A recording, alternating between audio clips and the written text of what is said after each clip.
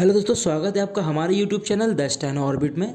तो फ्रेंड्स, जैसा कि हमने पहली डिक्टेशन बजट के ऊपर करी थी और आज उसका पार्ट सेकंड है ये। और इसकी गति जो है 80 शब्द प्रति मिनट रहेगी और इसमें कुल शब्द 652 है। और आपकी यह डिक्टेशन 5 सेकंड बाद स्टार्ट हो जाएगी।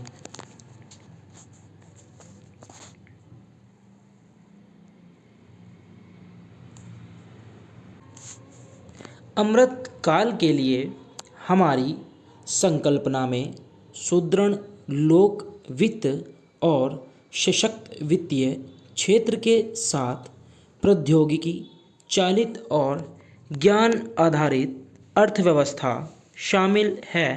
यह हासिल करने के लिए सबका साथ सबका प्रयास के माध्यम से जन भागीदारी अनिवार्य है।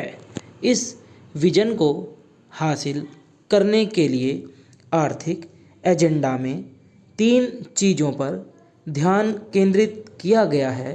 पहला, नागरिकों विशेषकर युवा वर्ग को अपनी आकांक्षाओं की पूर्ति करने के लिए पर्याप्त अवसर उपलब्ध कराना।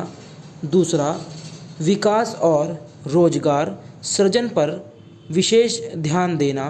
और तीसरा, वृहद आर्थिक सुस्थिरता को सुदृढ़ करना। भारत तक की हमारी यात्रा में ध्यान दिए जाने वाले इन क्षेत्रों के लिए काम करने के लिए हमारा मानना है कि अमृत काल के दौरान निम्नलिखित 4 मौके रूपांतकारी हो सकते हैं। महिलाओं का आर्थिक सशक्तिकरण। दीनदयाल अंत्योदय योजना राष्ट्रीय ग्रामीण आजीविका मिशन ने ग्रामीण महिलाओं को 81 लाख स्वयं सहायता समूह से जोड़कर असाधारण कामयाबी हासिल की है। हम इन समूहों को बड़े उत्पादन उद्यमों या समूहों, जिनमें से प्रत्येक में कई हजार सदस्य होंगे और जिन्हें पेशेवर तरीके से संचालित किया जाएगा, के गठन के माध्यम से आर्थिक सशक्तिकरण के अगले चरण तक पहुंचने में सक्षम बनाएंगे। कच्चे माल की आपूर्ति के साथ और उनके उत्पादों की बेहतर डिजाइन, गुणवत्ता, ब्रांडिंग और मार्केटिंग के लिए उनकी सहायता की जाएगी।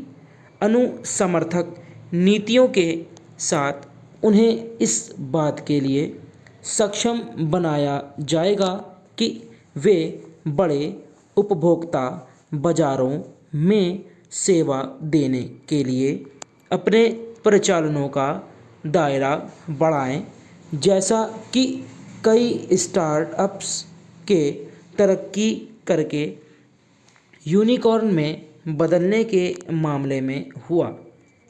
पीएम विश्वकर्मा कौशल सम्मान सदियों से अपने हाथों से औजारों के सहारे काम करने वाले पारंपरिक कारीगरों और शिल्पकारों ने भारत का नाम रोशन किया है। उन्हें सामान्यतः विश्वकर्मा के नाम से संबोधित किया जाता है। उनके द्वारा बनाई गई कलाकृति और हस्तशिल्प आत्मनिर्भर भारत की सच्ची भावना को निरूपित करते हैं। पहली बार उनके लिए सहायता पैकेज की संकल्पना बनाई गई है। यह नई स्कीम उन्हें अपने उत्पादों की गुणवत्ता पैमाने और पहुंचाने में सुधार लाने, उन्होंने एमएसएमई वैल्यू चेन के साथ एकीकृत होने में सक्षम बनाएगी। इस योजना के संगठकों में न केवल वित्तीय समर्थन शामिल होंगे, बल्कि उसमें उन्नत कौशल प्रशिक्षण, आधुनिक डिजिटल तकनीकों की जानकारी और दक्ष हरित प्रौद्योगिकियों, ब्रांड प्रमोशन, स्थानीय एवं वैश्विक बाजारों के साथ संयोजन, डिजिटल भुगतानों और सामाजिक सुरक्षा के प्रति सुलभता भी शामिल होगी। इससे अनुचित जातियों, अनुसूचित जनजातियों, अन्य पिछड़ा वर्गों, महिलाओं और कमज़ोर वर्गों के लोगों को बहुत अधिक फ़ायदा पहुंचेगा। हमारे देश में घरेलू के साथ साथ विदेशी पर्यटकों के लिए आकर्षक स्थानों की भरमार है। पर्यटन में अपार संभावनाएं हैं जिनका उपयोग किया जाना है। इस क्षेत्र में विशेषकर युवाओं के लिए नौकरियों एवं उद्यमिता के शानदार मौके हैं। पर्यटन को बढ़ावा देने का कार्य राज्यों की सक्रिय सहभागिता, सरकारी कार्यक्रमों से समन्वय और पब्लिक प्राइवेट भागीदारी के साथ मिशन मोड में किया जाएगा। हरित विकास, हरित ईंधन, हरित ऊर्जा, हरित खेती, हरित मोबिलिटी, हरित भवन और हरित उपस्कर के लिए अनेक कार्यक्रम और विभिन्न आर्थिक क्षेत्रों में ऊर्जा के कुशल उपयोग के लिए नीतियां क्रियान्वित कर रहे हैं।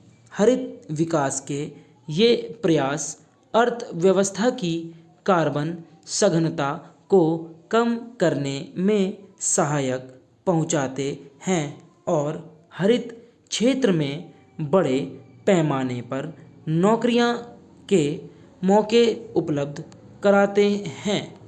इस बजट में निम्नलिखित 7 प्राथमिकताएं अपनाई गई हैं। वे एक दूसरे का संपूर्ण करती हैं और अमृतकाल के दौरान हमारा मार्गदर्शन करते हुए सप्तऋषि की भांति कार्य करती हैं।